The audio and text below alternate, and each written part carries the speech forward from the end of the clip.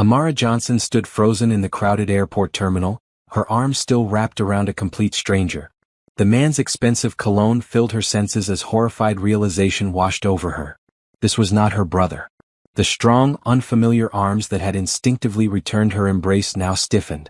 She had hugged the wrong man in front of hundreds of people, and not just any man, based on the shocked expressions of those around them and the suddenly appearing security personnel, someone important. Amara's heart hammered against her ribs as she slowly pulled away, her eyes traveling up to meet piercing blue ones that studied her with intense curiosity rather than the anger she expected. "I'm so sorry," she whispered, her voice barely audible above the airport announcements. Her cheeks burned with embarrassment as she took a step back, clutching her worn handbag to her chest like a shield. "I thought you were my brother. You're wearing the same jacket he has." The man, tall with broad shoulders and an air of authority that seemed to command the space around him, didn't immediately respond. Instead, he tilted his head slightly, his expression unreadable. People were staring. Some had phones raised, undoubtedly capturing her humiliation for social media. Amara wished the polished airport floor would open up and swallow her whole. "Miss," one of the security guards stepped forward, his tone stern. "Step away from Mr. Reed, please." Mr. Reed. The name clicked in her mind immediately. Marcus Reed. The tech billionaire whose face occasionally graced magazine covers and news reports. The man who had transformed a small startup into one of the world's leading technology companies. And she had just thrown her arms around him in a very public display of mistaken identity. "It's all right," Marcus Reed finally spoke, his voice surprisingly gentle as he raised a hand to halt the approaching security. "Simple mistake." Amara nodded gratefully, still unable to meet his eyes. "I'm really sorry. My brother said he'd be wearing a blue jacket and from behind, you looked just like him." A small smile played at the corner of his mouth. "No harm done." He paused, then added, "Though I don't think I've ever been greeted quite so enthusiastically at an airport before." Before Amara could respond, a voice called out from behind her. "Amara, there you are." She turned to see her actual brother, Samuel, pushing through the crowd, indeed wearing a similar blue jacket. The resemblance from behind was clear, though Samuel was several inches shorter than the billionaire. "I see you've been making friends," Samuel joked as he approached, though his smile faltered when he noticed the security personnel and the whispers spreading through the crowd. "Wrong person," Amara managed to say, wishing she could disappear. Marcus Reed watched the interaction with interest, his eyes never leaving Amara's face. Something about her had caught his attention. Her genuine embarrassment, perhaps, or the warm sincerity in her eyes when she'd looked up at him. In a world where people approached him only for what they could gain, her mistake was refreshingly authentic. "Mr. Reed, your car is waiting," his assistant reminded him, appearing at his side with practiced efficiency. Marcus nodded but hesitated before turning to leave. He reached into his pocket and pulled out a business card, offering it to Amara with a casual gesture that belied the unusual nature of his action. "In case you ever need to hug the right person," he said with a slight smile, his voice low enough that only she could hear. Amara took the card automatically, her fingers brushing against his. For a moment, time seemed to slow as their eyes met again. Then Samuel tugged at her arm, breaking the connection. "Come on, sis. Mom's waiting in the car." As Amara allowed herself to be led away, she couldn't help glancing back over her shoulder. Marcus Reed still stood watching her, an unreadable expression on his face. She quickly looked away, tucking the business card into her pocket without examining it. What would a billionaire want with someone like her? It was probably just a polite gesture, she told herself, nothing more. But as she walked away with her brother, listening to him tease her about assaulting a billionaire, she couldn't shake the feeling that something significant had just happened. What she didn't know was that Marcus Reed was thinking the same thing, watching her disappear into the crowd and wondering for the first time in years, what it might be like to know someone who saw him as a person rather than a fortune. "Who was that?" his assistant asked, scanning her tablet as they walked toward the exit. Marcus shook his head slightly. "I have no idea," he replied. "But I'd like to find out." The airport continued its busy rhythm around them, travelers rushing to destinations, announcements blaring overhead, reunions and departures happening in every corner. But for two people who had briefly connected in the most unexpected way, the world had shifted slightly on its axis. Neither knew what would come next, but both felt the pull of possibility, a chance encounter that might lead somewhere neither had imagined possible. Amara stared out the window of the cramped apartment she shared with her mother and brother, watching rain streak down the glass. 3 days had passed since the airport incident, but the memory still made her stomach tighten with embarrassment. Her phone buzzed on the small table beside her. Another notification from social media where a blurry video of her hugging Marcus Reed had gone viral. "Airport lady mistakes billionaire for brother," read one headline. She hadn't even known someone was filming. "You're famous now," Samuel teased, peering over her shoulder at the phone. Amara sighed and turned the phone face down. "Not the kind of famous I'd ever want to be." Their mother, Esther Johnson, looked up from the pile of medical bills she was sorting through. Despite working 2 jobs as a nurse's aide, making ends meet had become increasingly difficult since her diagnosis. The cancer treatments had drained their savings, and Amara had put her college education on hold to help with expenses. "At least you gave people something to smile about," Esther said kindly. "And that man, Mr. Reed, he seemed nice about it." "He was," Amara admitted, remembering the business card still tucked in her wallet. She hadn't told her family about it, knowing they would read too much into the gesture. It was nothing, she reminded herself. Just a polite response to an awkward situation. "Did you hear back about that job at the community center?" Esther asked, changing the subject. Amara shook her head. "They said they'd call by the end of the week. The pay isn't great, but it's close to home, and the hours would let me still help with your appointments." Samuel's expression darkened. "You shouldn't have to put your life on hold for us, Amara. You were supposed to be finishing your teaching degree this year." "Family comes first," Amara replied simply. It was the value their mother had instilled in them since childhood. After their father had abandoned the family when Amara was just 10, the 3 of them had formed an unbreakable bond. They took care of each other. Across town, in a penthouse apartment with floor-to-ceiling windows overlooking the city, Marcus Reed sat in his home office, unable to focus on the acquisition proposal on his screen. His thoughts kept drifting to the woman from the airport. His security team had identified her from the viral video. Amara Johnson, 26 years old, former education student who had withdrawn from university last year. Currently working part-time at a local grocery store while caring for her mother, who had been diagnosed with stage 3 breast cancer. Marcus rubbed his temples, wondering why he couldn't get her out of his mind. Perhaps it was the genuine warmth in her embrace, even if it hadn't been meant for him. In his world of calculated business moves and people who approached him only for his wealth, that moment of mistaken authenticity had felt like a breath of fresh air. His phone rang, interrupting his thoughts. It was his sister Olivia. "Have you seen it?" she asked without preamble. "Seen what?" "The video. You getting tackle-hugged by some random woman at the airport. It's everywhere." Marcus sighed. "Yes, I've seen it. It was a simple mistake. Well, the internet is going crazy with it. Some are calling it a setup, others a meet-cute straight out of a romance movie." Olivia paused. "She was pretty though. In a natural way." "It was nothing," Marcus insisted, though even he could hear the lack of conviction in his voice. "How?" Olivia replied, clearly unconvinced. "When was the last time you gave your personal business card to nothing?" Marcus frowned. "How did you know about that?" "Your security detail talks to my security detail. Perks of being a Reed sibling." Olivia's tone turned serious. "Listen, Mark. Since Elise left, you've buried yourself in work. Maybe this is the universe giving you a nudge." Marcus thought of his ex-fiancée, who had ultimately admitted she'd been more in love with his fortune than with him. The betrayal still stung even 2 years later. "The universe should mind its own business," he muttered. Olivia laughed. "Well, if you're not interested, at least invite her to the charity gala next week. Good publicity, the billionaire and the airport hugger reunited. The press would eat it up and donations would soar." After hanging up, Marcus found himself staring at the search results for Amara Johnson again. Her social media presence was minimal, but he found a few photos. Unlike the carefully curated images that filled his social feeds, hers were simple snapshots of real life. Helping at a community garden, celebrating her brother's birthday, a hospital selfie with her mother, both of them smiling despite the circumstances. Before he could talk himself out of it, Marcus picked up his phone and dialed a number. "James, I need you to deliver something for me." The next morning, Amara was leaving for her early shift at the grocery store when she nearly tripped over a package at their apartment door.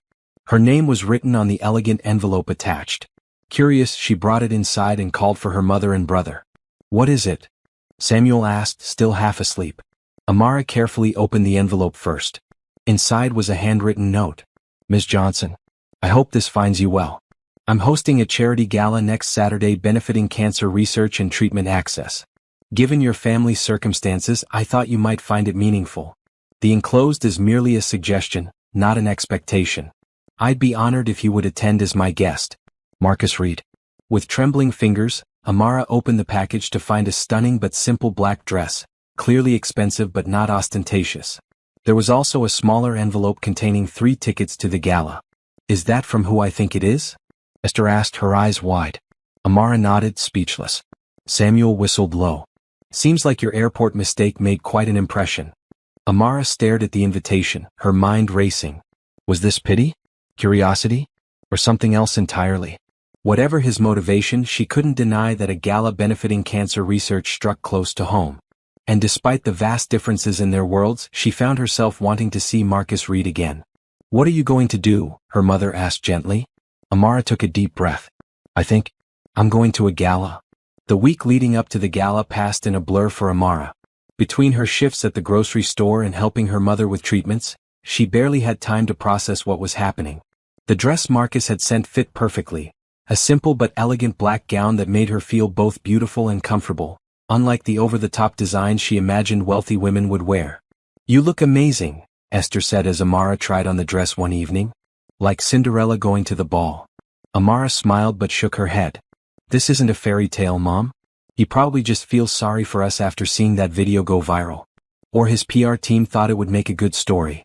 Maybe, Samuel chimed in from the doorway, or maybe he was impressed by the woman who didn't treat him like a walking bank account. Amara hadn't responded to the invitation directly, there had been no contact information included, just the tickets and the note.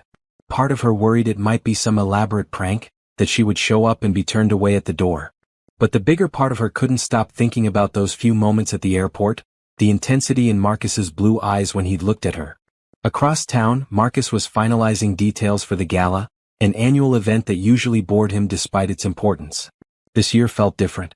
Every decision, from the menu to the music, seemed to matter more. He found himself wondering what Amara might think of each choice. The guest list is confirmed, his assistant reported. Though we haven't received an RSVP from Ms. Johnson. She'll come, Marcus said with more confidence than he felt. He had deliberately not included his number or email, wanting to give her space to decide without pressure. But now he wondered if that had been a mistake. His sister Olivia called that evening.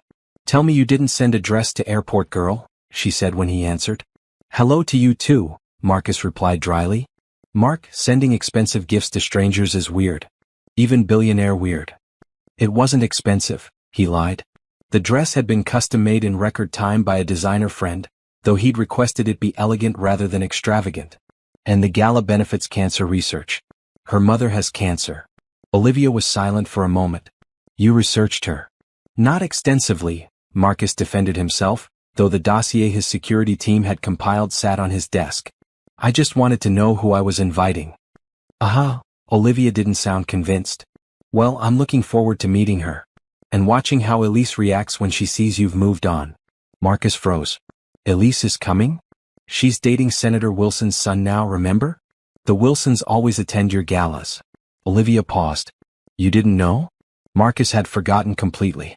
The thought of his ex-fiancée attending had never crossed his mind, which was strange in itself. Usually, the possibility of seeing Elise again would have dominated his thoughts before an event. It doesn't matter, he said finally. This isn't about Elise. So it is about airport girl, Olivia said triumphantly. Her name is Amara, Marcus corrected automatically, then sighed at his sister's delighted laugh. The night of the gala arrived. Amara stood in front of the small bathroom mirror, applying the last touches of her minimal makeup. Her mother was too exhausted from her treatment that day to attend, but had insisted that Amara and Samuel go without her. You both deserve a night out, she had said. And I want to hear every detail when you get back. Samuel knocked on the door. Car's here, he called. Car? Amara opened the door in surprise. I thought we were taking the bus. Samuel shrugged, looking uncomfortable in the rented suit they had splurged on. Apparently not. There's a driver downstairs saying Mr. Reed sent him.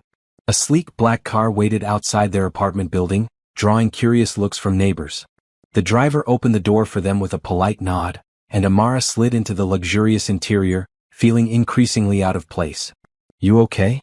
Samuel asked as they drove through the city toward the upscale hotel hosting the event. Amara nodded, though her stomach was in knots. Just nervous. What am I even doing, Sam? We don't belong in this world. Samuel took her hand. You belong anywhere you want to be, sis. And besides, he added with a grin, I'm dying to see how rich people party. Do you think they have solid gold eye sculptures? Amara laughed despite her nerves. I'm guessing not. But whatever happens tonight, promise me we'll laugh about it someday. Deal, Samuel agreed as the car pulled up to a red carpet lined with photographers. Amara's heart sank. She hadn't expected this level of publicity. But before she could panic, the driver circled to a side entrance, away from the cameras. Mr. Reed thought you might prefer this entrance, Miss Johnson, he explained, opening the door. Touched by the consideration, Amara felt some of her tension ease. Perhaps Marcus Reed understood more than she had given him credit for. Inside, the ballroom was transformed into an elegant wonderland of subtle lighting and tasteful decorations. Hundreds of guests in formal wear mingled, the quiet hum of conversation punctuated by occasional laughter. Amara clutched her small purse, feeling overwhelmed. Name, please? Asked the attendant at the entrance. Amara Johnson, she replied hesitantly. And Samuel Johnson.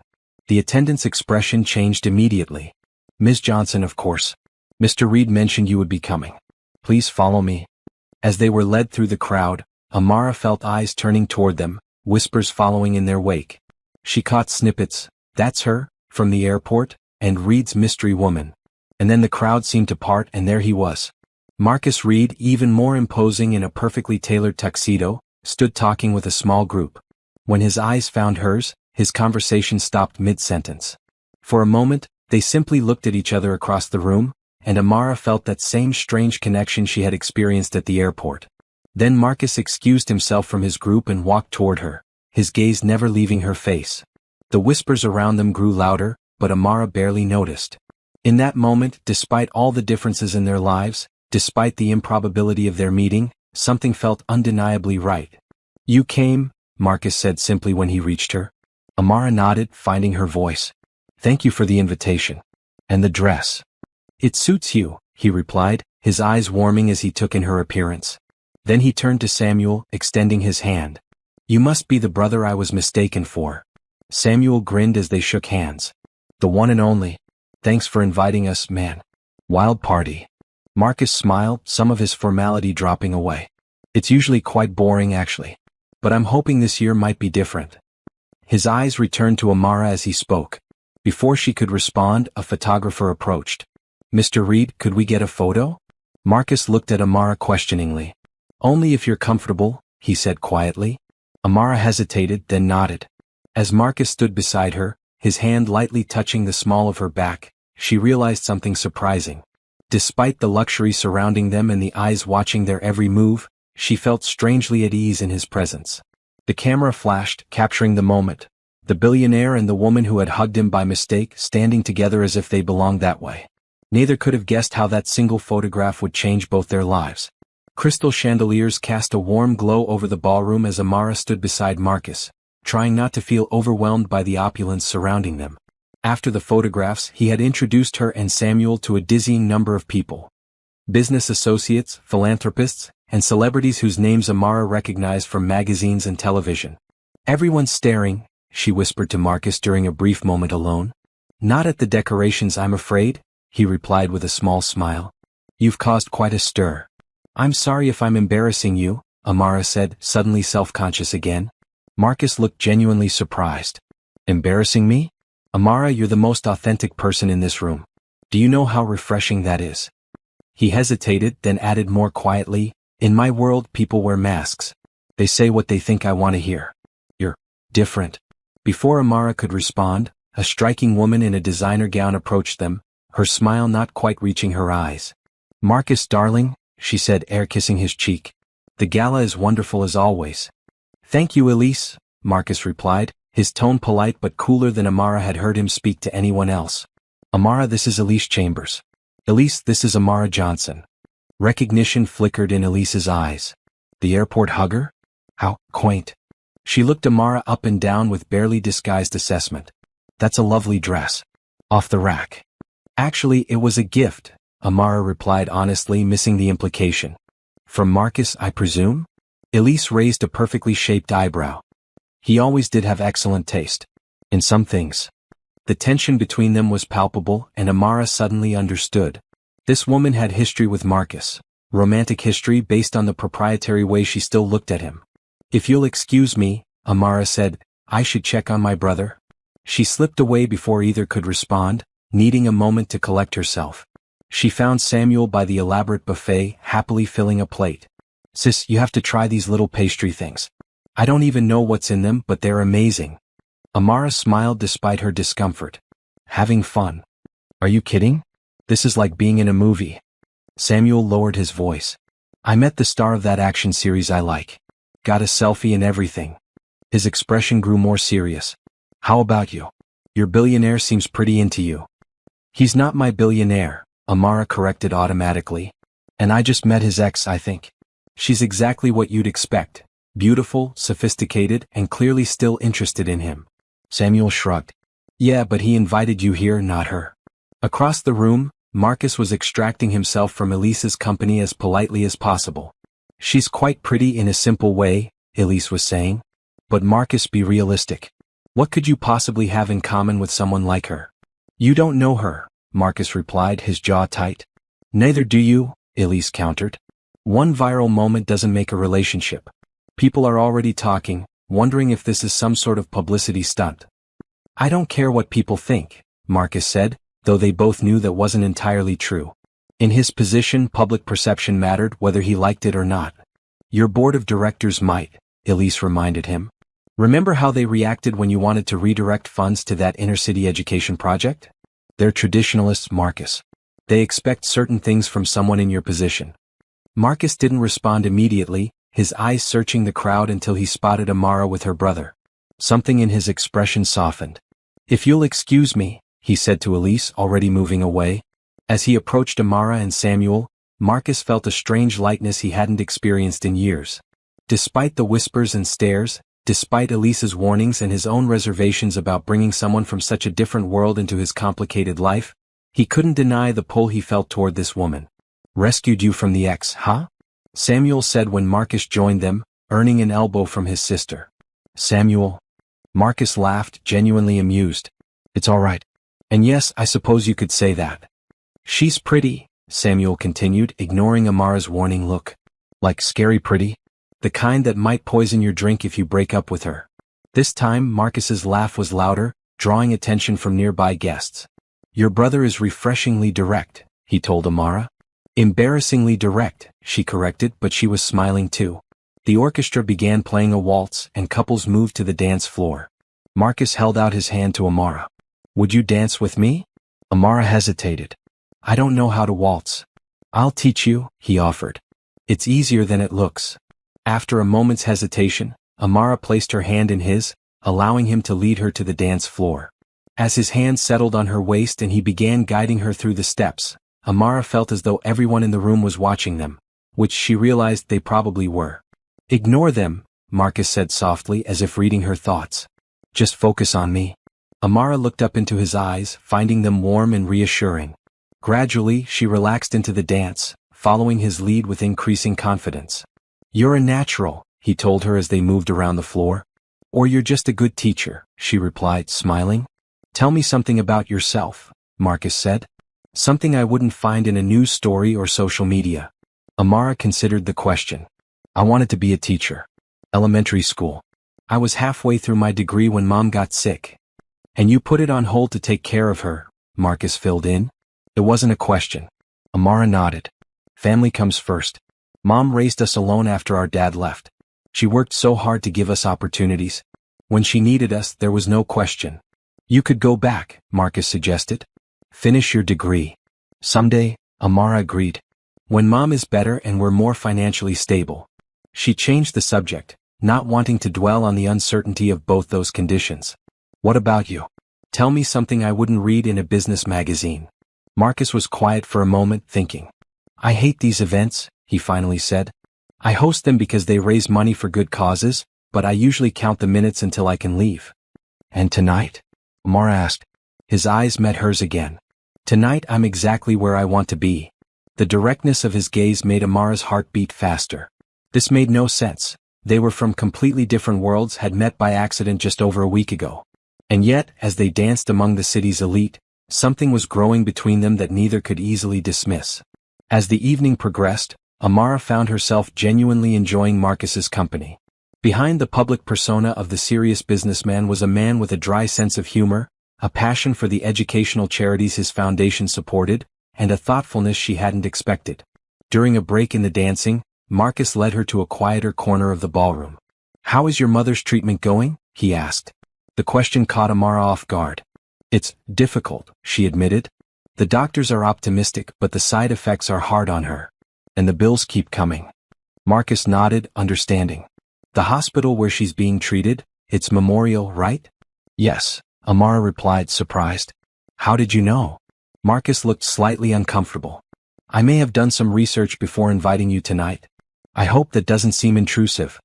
In another context it might have, but Amara appreciated his honesty. "It's okay. And yes, she's at Memorial. They have a good oncology department, but even with insurance the costs are overwhelming. Memorial is one of the hospitals that receives funding from tonight's gala," Marcus told her. "Specifically for patients who need financial assistance with cancer treatments." Amara's eyes widened slightly.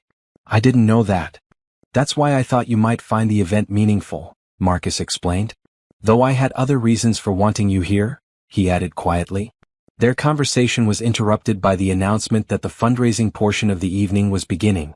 Marcus excused himself to take the stage, delivering a brief but powerful speech about the importance of accessible healthcare and cancer research. Watching him address the crowd with confidence and genuine passion, Amara saw yet another side of Marcus Reed. Not the billionaire from the headlines or the charming dance partner, but a man using his influence to make a real difference. When the formal part of the evening concluded, Marcus found Amara again. "Would you like to get some air?" he suggested. "There's a garden terrace." The terrace was blessedly quiet after the noise of the ballroom, with fairy lights twinkling among the plants and the city skyline providing a spectacular backdrop. "This is beautiful," Amara said, breathing in the cool night air. "I come out here at every event," Marcus admitted. "It's my escape." They stood in comfortable silence for a moment, looking out at the city lights. Then Marcus turned to face her. "Amara, I have a confession to make," he said. "Inviting you tonight wasn't just about the charity connection or good publicity as my sister suggested." "No?" Amara asked softly. Marcus shook his head. "The truth is, I haven't been able to stop thinking about you since that day at the airport. About the way you looked at me, not as a billionaire or a CEO, but just as a person who happened to be wearing the same jacket as your brother." He smiled slightly at the memory. "Do you know how rare that is in my life?" Amara didn't know what to say. Part of her was thrilled at his words, while another part remained cautious. "Marcus, we barely know each other. And our lives are so different." "I know," he interrupted gently. "And I'm not suggesting we rush into anything. But I'd like the chance to know you better if you're willing." Before Amara could respond, the terrace door opened and Samuel appeared. "Sorry to interrupt," he said, looking between them, "but Mom just called. She's not feeling well." Worry immediately replaced all other emotions for Amara. "We need to go," she said to Marcus. "Of course," he replied without hesitation. "I'll have my driver take you home right away." He took her hand. "Amara, thank you for coming tonight. Whatever happens next is entirely up to you, but I hope I'll see you again." As the car sped them back to their apartment, Amara's mind was torn between concern for her mother and the unexpected turn her evening had taken. Marcus Reed, one of the wealthiest men in the country, wanted to get to know her better.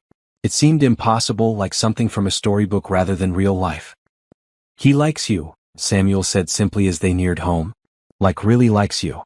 "It's complicated," Amara replied. Samuel shrugged. "Most good things are."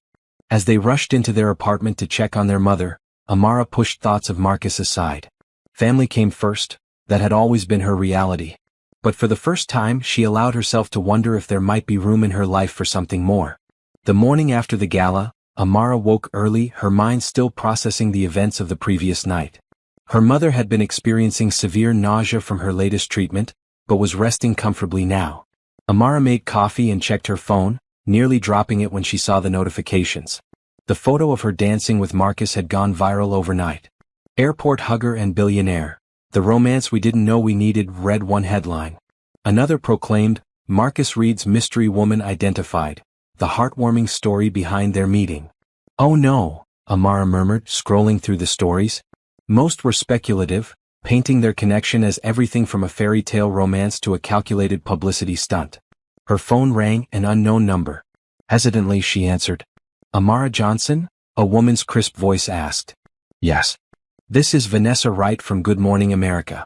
We'd love to have you on our show to discuss your relationship with Marcus Reed. There is no relationship, Amara interrupted, her heart racing.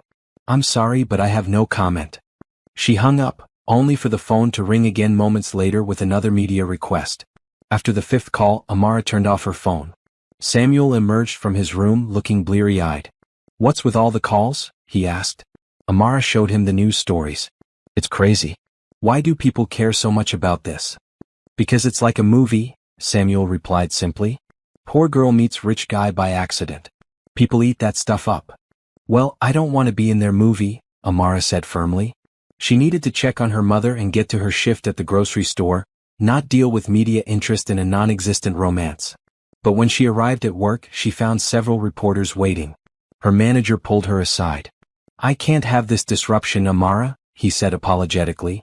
Maybe take a few days off until this blows over? Feeling both angry and helpless, Amara left through the back entrance. She needed to talk to Marcus. This was affecting her real life now. But she had no way to contact him directly. She'd never even looked at the business card he'd given her at the airport, assuming it would just have his company's general information. Digging through her wallet, she finally found it. To her surprise, a personal cell number was handwritten on the back with a simple note. If you ever want to reach me directly. Meanwhile, Marcus was in his office, dealing with his own media storm. His assistant had compiled a list of interview requests and news stories, most of which he declined to comment on. His phone buzzed with a text from an unfamiliar number. It's Amara. We need to talk about this media situation. Reporters are at my workplace and I've basically been told not to come in. This is affecting my real life. Marcus's response was immediate. I'm so sorry. Where are you now? Can I send a car? Amara hesitated before replying. I'm at the coffee shop 2 blocks from my apartment. But I don't want more attention. I understand. I'll come to you. Just me, no security. Give me 30 minutes. Exactly 30 minutes later, Marcus walked into the small coffee shop. He wore jeans and a baseball cap pulled low, a far cry from the polished businessman of the previous night. Despite the simple disguise, Amara recognized him immediately. He slid into the seat across from her, concern evident in his eyes. I'm so sorry about this, he said before she could speak. I should have anticipated the media reaction better. It's not your fault, Amara sighed. I knew there would be attention when I agreed to attend the gala. I just didn't expect it to affect my job. They asked you not to come in? Amara nodded. My manager said to take a few days off until it blows over. But I need those hours, Marcus. Mom's medical bills don't pay themselves. Marcus was quiet for a moment, clearly thinking. The media cycle moves quickly. This will fade in a few days when something new catches their attention. He hesitated, then added, but there is something we could do to speed that process. What's that? Give them what they want. One interview together to set the record straight. We say we met by chance. I invited you to the gala because of your mother's connection to the cause, and we're getting to know each other as friends. No fairy tale romance, no scandal. Just the simple truth. Amara considered this. Would that really help? It might. Once there's an official story, many outlets will move on. He reached across the table, hesitantly taking her hand. But I want to be clear about something. While we would be downplaying things for the media, I meant what I said last night. I do want to get to know you better. The warmth of his hand on hers was distracting, but Amara forced herself to think practically. Even if this media attention dies down, how would that even work? Your life and mine are completely different. Different doesn't mean incompatible, Marcus replied. At least give us a chance to find out. Before Amara could answer, her phone rang, her mother's ringtone. She answered immediately, her expression changing to one of alarm as she listened. I'll be right there, she said, hanging up. Mom's being taken to the hospital. Her fever is dangerously high. Marcus stood. My car is outside. Let's go. During the ride to the hospital, Amara barely spoke, her thoughts entirely focused on her mother. Marcus respected her silence, simply offering his presence as support. When they arrived, he stayed in the background as Amara and Samuel talked to the doctors. The news wasn't good. The infection was serious, a common but dangerous complication for patients with weakened immune systems from chemotherapy. Esther Johnson was admitted immediately, leaving Amara and Samuel to wait anxiously for updates. Hours passed. Marcus quietly arranged for food to be delivered to the waiting room and made some calls, ensuring that Esther would receive the hospital's best care. As night fell, Samuel finally convinced Amara to go home and rest, promising to call if there was any change. Marcus insisted on driving her. "You shouldn't be alone tonight," he said as they approached her apartment building. "Is there a friend I could call for you?" Amara shook her head. "Most of my close friends have moved away for jobs or graduate school. It's mainly been just family since Mom got sick." She looked at him, vulnerability clear in her eyes. Would you stay for a while? Just until I fall asleep?" Marcus nodded without hesitation. Of course. Inside the small apartment, Amara was suddenly self-conscious of the shabby furniture and peeling paint, such a contrast to the luxury Marcus was accustomed to. But if he noticed, he gave no indication, instead asking practical questions about what she needed. "Just sit with me?" Amara requested, settling onto the worn couch. Marcus joined her, and after a moment's hesitation, put his arm around her shoulders. She leaned into him, drawing comfort from his solid presence. "She has to be okay," Amara whispered. "I can't lose her." "The doctors seemed confident once they start the antibiotics," Marcus reassured her. "And Memorial has an excellent infectious disease team." They sat in silence for a while, until Amara eventually drifted into an exhausted sleep against his shoulder. Marcus carefully adjusted her position so she would be comfortable, then gently covered her with the throw blanket from the couch. Instead of leaving, he settled into a nearby chair, not wanting her to wake alone if she received news from the hospital. In the quiet darkness, Marcus studied Amara's sleeping face. How strange that this woman he'd met by chance had so quickly become important to him. His phone vibrated with messages from his assistant about tomorrow's meetings, but for once, Marcus found he didn't care about work deadlines or business obligations. All that mattered was being here, offering what comfort he could to someone who had genuinely touched his heart. Morning came with better news. Samuel called to report that their mother's fever had broken, and the doctors were cautiously optimistic. Amara woke to find Marcus still there, having dozed off in the uncomfortable chair. "You stayed," she said, surprised and touched. Marcus rubbed his neck, stiff from the awkward sleeping position. "I didn't want you to be alone if there was bad news." He checked his watch. "I have a board meeting at 9, but I can cancel." "No," Amara interrupted. "You've done more than enough. Go to your meeting. I need to get to the hospital anyway." As he stood to leave, Marcus turned to her. "Amara, about the interview idea, you don't have to decide now. Your mother is the priority. But if you want my help managing this situation, just say the word." Amara nodded gratefully. "Thank you. For everything." After he left, Amara took a quick shower and prepared to head to the hospital. As she was gathering her things, there was a knock at the door. Thinking Marcus had forgotten something, she opened it without checking first. Instead of Marcus, she found herself face to face with Elise Chambers. "Ms. Johnson," Elise said coolly. "May I come in? I believe we need to talk." Stunned, Amara stepped aside. Elise entered, her designer outfit and perfect appearance making the modest apartment seem even shabbier. "I'll be brief," Elise said, declining to sit.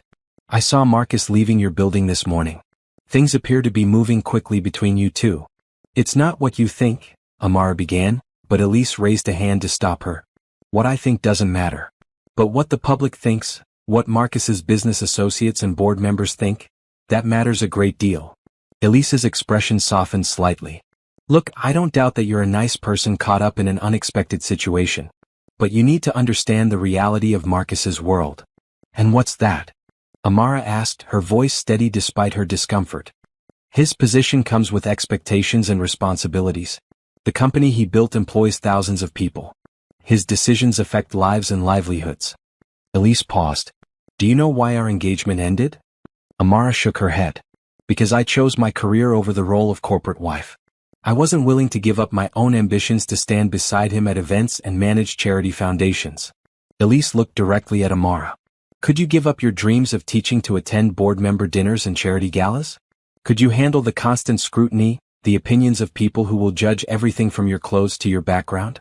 "I don't know," Amara admitted honestly. "I hadn't thought that far ahead." "Exactly," Elise nodded. "And Marcus hasn't either. He's infatuated with the novelty of someone who isn't part of his usual circle. But novelty wears off and reality sets in. She moved toward the door. I'm not saying this to be cruel. I'm saying it because someone should give you the full picture before you or Marcus get any more invested in something that can't last. After Elise left, Amara sat down heavily, her mind racing. Had she been naive to think there could be anything real between her and Marcus? Their worlds were so different, and as Elise had pointed out, a relationship would mean navigating much more than just personal compatibility. Her phone buzzed with a text from Marcus. How's your mother this morning? Can I do anything? Amara stared at the message, unsure how to respond. She needed time to think, to focus on her mother's recovery without the complications of whatever was happening with Marcus. But she also couldn't deny the connection she felt with him, or the kindness he had shown her family. Finally she replied, Mom's doing better. Heading to the hospital now. Thank you for last night, but I think I need some space to process everything. My family has to be my priority right now. Marcus's response came quickly. I understand completely. Take all the time you need. I'm here if you need anything at all. The simple message brought unexpected tears to Amara's eyes. Despite Elise's warnings and her own doubts, there was something about Marcus Reed that continued to surprise her. A genuine thoughtfulness behind the billionaire facade that she couldn't easily dismiss. As she headed to the hospital, Amara pushed thoughts of Marcus aside. Her mother needed her full attention now. Whatever was happening between her and Marcus would have to wait. What she didn't know was that Marcus had already set certain plans in motion. Plans that would intersect with her life in ways she couldn't imagine, for better or worse. A week passed. Esther Johnson's condition improved enough for her to return home, though she remained weak from both the infection and her ongoing cancer treatments. Amara took on additional responsibilities, coordinating her mother's care while trying to find a new job after the grocery store had permanently replaced her. Through it all, Marcus kept his distance as she had requested, sending only occasional brief messages to check on Esther's recovery. Each time, Amara responded politely but briefly, still uncertain about what she wanted. You should talk to him, Samuel told her one evening as they shared a simple dinner. He clearly cares. It's complicated, Amara sighed. After what Elise said. You're letting his ex-girlfriend make your decisions? Samuel raised an eyebrow. The same woman who has every reason to keep him single or steer him back to her? Amara shook her head. It's not that simple. The things she said made sense. Our worlds are completely different. So, different can be good. Samuel leaned forward. Sis, you've put your whole life on hold to take care of Mom and me. For once, something unexpected and potentially amazing has happened to you. Don't talk yourself out of it without at least giving it a chance. Before Amara could respond, there was a knock at their door. Samuel answered it, returning with a formal-looking envelope. It's for you, he said, handing it to Amara. From Memorial Hospital. Frowning, Amara opened the envelope. Inside was a letter stating that an anonymous donor had paid all of her mother's outstanding medical bills and established a fund to cover her remaining treatments and medications. The letter estimated the total value at over $100,000. Oh my God, Amara whispered, showing the letter to Samuel. It has to be Marcus, Samuel said immediately. Amara nodded slowly. It couldn't be anyone else. But instead of feeling grateful, she felt a complex mix of emotions. Appreciation, yes, but also discomfort and a touch of anger. While the financial relief was enormous, she hadn't asked for this kind of help. It felt like Marcus was trying to solve her problems with money, something she had specifically wanted to avoid. Her phone buzzed with a text from Marcus. Can we talk? I'm in your neighborhood. Amara hesitated, then replied, Meet me at the park on the corner in 15 minutes. The small neighborhood park was quiet in the evening, with just a few people walking dogs or sitting on benches. Amara spotted Marcus immediately, again dressed casually in jeans and a simple sweater rather than his usual business attire. Thank you for meeting me, he said as she approached. Did you pay my mother's medical bills? Amara asked directly, skipping any greeting. Marcus met her gaze steadily. Yes. Why didn't you ask me first? Would you have accepted if I had? Amara hesitated. Probably not, she admitted. That's why. Marcus gestured to a nearby bench and they both sat. Amara, I have more money than I could spend in several lifetimes. Using some of it to help your mother get the treatment she needs without the added stress of financial burden? That seems like exactly what money should be for. But it makes things uneven between us, Amara argued. I can never repay you.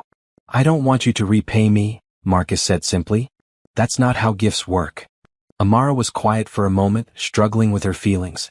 Elise came to see me, she finally said. The morning after you stayed. Marcus's expression darkened. She had no right to do that. Maybe not, but she made some good points. Amara looked at him directly. About how different our worlds are. About the expectations that come with your position. Elise has her own agenda, Marcus replied. Her perspective isn't objective. But was she wrong? Amara pressed. Your life involves charity galas and board meetings and public scrutiny. Mine involves taking care of my family and trying to finish my teaching degree someday. Marcus leaned back, considering his response. Different doesn't mean incompatible, he repeated his words from the coffee shop. Look, I'm not asking for lifelong commitments here. I'm just asking for a chance to see where this connection between us might lead. He smiled slightly. Besides, I think I might benefit from having someone in my life who values things beyond corporate success and social status. Despite her reservations, Amara found herself smiling back. So what are you suggesting? Let's just spend time together. No pressure, no public appearances, no media. Just us getting to know each other as people. It sounded reasonable when he put it that way. And despite all her logical objections, Amara couldn't deny that she wanted to know him better too. Okay, she agreed finally. But I have conditions. Name them, Marcus said immediately. First, no more anonymous donations or expensive gifts. I appreciate what you did for my mother, more than I can express, but I need to know you respect my independence. Marcus nodded. Fair enough. Second, I need this to stay private for now. No more viral photos or news stories. I'll do my best, Marcus promised, though I can't control the media entirely. And third, Amara took a deep breath. I need honesty. Complete honesty. If at any point you realize this isn't working or it's too complicated, tell me immediately. I can definitely promise that, Marcus said. As long as it goes both ways. They sealed their agreement with a handshake that lingered just a moment longer than necessary, both feeling a mix of excitement and trepidation about what might come next. Over the following weeks, Marcus and Amara carved out time to get to know each other away from public scrutiny. They discovered shared interests in education reform and community development, and complementary differences that made their conversations engaging. Marcus was impressed by Amara's practical intelligence and genuine compassion, while she came to appreciate his strategic thinking and the principled way he approached his business responsibilities. They developed a routine of sorts. Marcus would visit Amara's apartment in the evenings, often bringing takeout food but being careful not to always choose expensive restaurants. Sometimes they would simply talk for hours. Other times they would help Samuel with college applications or sit with Esther, whose health was gradually improving. He's nothing like I expected, Esther confided to Amara one afternoon while Marcus was deep in conversation with Samuel about scholarship opportunities. When you first told me about him, I pictured someone different. Arrogant? Entitled? Amara suggested. Esther smiled. Something like that. But he's so normal in many ways. The way he listens when people talk. The way he offers help without making you feel small for needing it. Amara had noticed the same things. The Marcus Reed she was coming to know was thoughtful and often funny, with a dry wit she hadn't expected. He worked incredibly hard but spoke of his wealth as a responsibility rather than a privilege. Most surprisingly, he seemed genuinely interested in her world, her plans to become a teacher, her ideas about education, her relationships with family and community. One evening, about a month into their private getting-to-know-you period, Marcus invited Amara to his penthouse apartment. It was the first time she had seen where he lived. I feel like I should have brought white gloves for inspection, she joked as they rode the private elevator. Marcus laughed. It's just an apartment. An unnecessarily large one, I'll admit. When the doors opened directly into his home, Amara gasped despite herself. Just an apartment was a dramatic understatement. The space was stunning, all clean lines, floor-to-ceiling windows, and tasteful artwork. But what surprised her most was that it didn't feel cold or show-offy as she had expected. There were books everywhere, comfortable-looking furniture, family photos, and signs of actual living rather than just displaying wealth.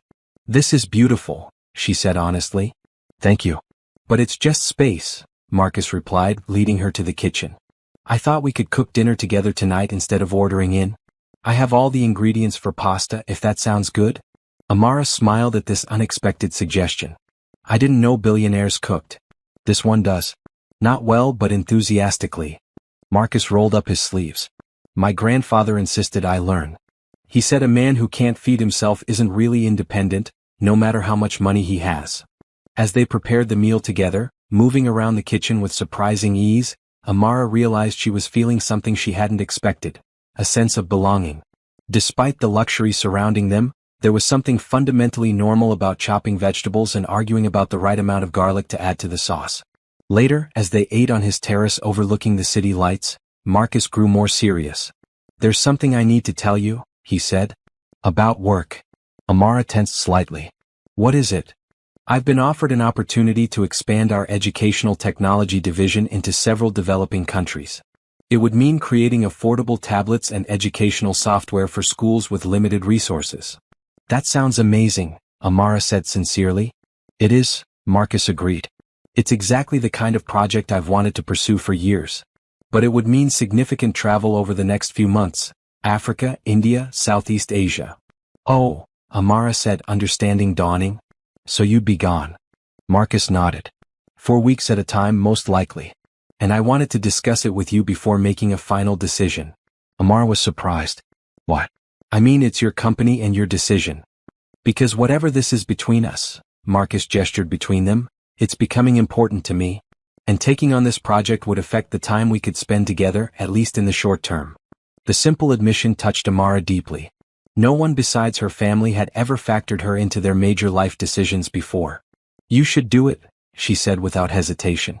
"It's an incredible opportunity to make a difference. We can figure out the rest." Marcus studied her face. "You're sure?" "Absolutely." Amara smiled. "Besides, there's this amazing technology called video calls. I hear even billionaires use it sometimes." Marcus laughed, relief evident in his expression. "You're remarkable, you know that?" Their eyes met across the table, and Amara felt that now familiar connection strengthened further. Whatever doubts she still harbored about their different worlds, she couldn't deny that something real was growing between them, something worth exploring despite the complications. As Marcus drove her home later that evening, Amara found herself thinking about Elise's warnings. Yes, their worlds were different. Yes, a relationship between them would face challenges beyond the normal ones. But perhaps those differences could be strengths rather than obstacles, offering each of them perspectives they wouldn't have on their own. When they reached her apartment building, Marcus walked her to the door as always. This time, however, instead of their usual friendly goodnight, Amara made a decision. Rising on tiptoes, she kissed him softly. Marcus responded immediately, his arms encircling her waist as he returned the kiss with gentle intensity. When they finally broke apart, both were slightly breathless. "I've been wanting to do that for weeks," Marcus admitted. "What took you so long?" Amara teased. "I was trying to be respectful of your boundaries," he replied honestly. "And maybe a little afraid of ruining whatever this is by moving too quickly." Amara smiled, touched by his consideration. "I think we're past that point now." As she went inside, Amara felt a new lightness in her step. The future remained uncertain, especially with Marcus's upcoming travel. Their worlds were still vastly different. But for the first time, she allowed herself to believe that perhaps those weren't insurmountable obstacles, just challenges to navigate together. What she didn't realize was that their greatest challenge was yet to come, from a direction neither of them expected. Marcus sat at the head of the long conference table, listening as his chief financial officer finished presenting the quarterly results. Around him, the 12 members of Reed Technologies' board of directors were making notes or studying the financial reports. It was a typical board meeting, until the final agenda item. Now, regarding the proposed educational initiative in developing markets, the CFO concluded, "We have concerns about the profit margins and return on investment." Marcus leaned forward. "As I've explained, this initiative isn't primarily about immediate ROI. It's about long-term market development and corporate responsibility." Harold Whitman, the oldest board member and a significant shareholder, cleared his throat. "Marcus, we've supported your philanthropic interest through the foundation. But this is a business decision that affects shareholder value." "Education is a business opportunity," Marcus countered. "Creating affordable technology for underserved markets develops future consumers while addressing a critical need." "Perhaps," Whitman conceded. "But our analysis suggests the project as currently structured would barely break even for at least 5 years. That's difficult to justify to our investors." Other board members nodded in agreement.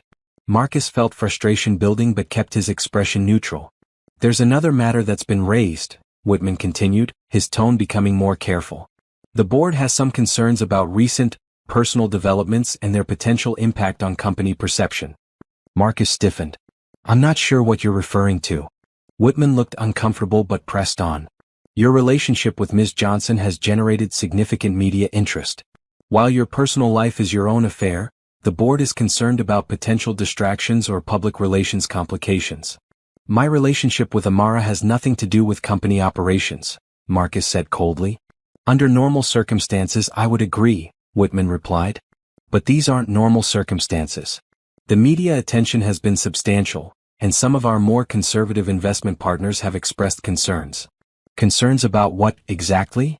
Marcus demanded. Another board member, Elizabeth Chen, interjected more diplomatically. I think what Harold is trying to say is that there are perceptions to manage. The optics of your relationship have created certain narratives in the press, from Cinderella story to suggestions of a publicity stunt. It's becoming a distraction from our business goals. Marcus looked around the table, reading the expressions of people he had worked with for years. Some appeared genuinely uncomfortable with the discussion. Others seemed to be assessing his reaction for signs of how it might affect the company. So what exactly are you suggesting? He asked, though he already suspected the answer. Whitman exchanged glances with several other board members before responding. We believe it would be in the company's best interest if you maintained a lower personal profile for the time being. Perhaps postpone any public appearances with Ms. Johnson until the media interest subsides. Marcus felt a cold anger settling in his chest. And if I don't agree? Then we would have serious reservations about approving the educational initiative as proposed, Whitman said bluntly. The board needs to be confident that your focus is where it needs to be. The implied ultimatum hung in the air. Marcus stood, buttoning his jacket with deliberate calm. I believe we've covered all necessary business for today, he said. I'll take the board's feedback under advisement. Meeting adjourned. As the board members filed out, Marcus remained standing at the head of the table, his mind racing. He had built Reed Technologies from nothing, turning a dorm room startup into a global corporation. The board had legal authority in many areas, but he remained the largest individual shareholder and CEO. They couldn't force his hand directly, but they could certainly make things difficult for projects he cared about. His assistant entered after the others had left. Your 3 o'clock appointment cancelled. Would you like me to reschedule? No, Marcus decided. I'm going out. Clear my calendar for the rest of the day. 30 minutes later, Marcus was knocking on Amara's apartment door. Samuel answered, looking surprised. Hey man. Amara's at her new job interview. She should be back soon if you want to wait. Marcus had forgotten about the interview, a teaching assistant position at a local elementary school that Amara was excited about. Right.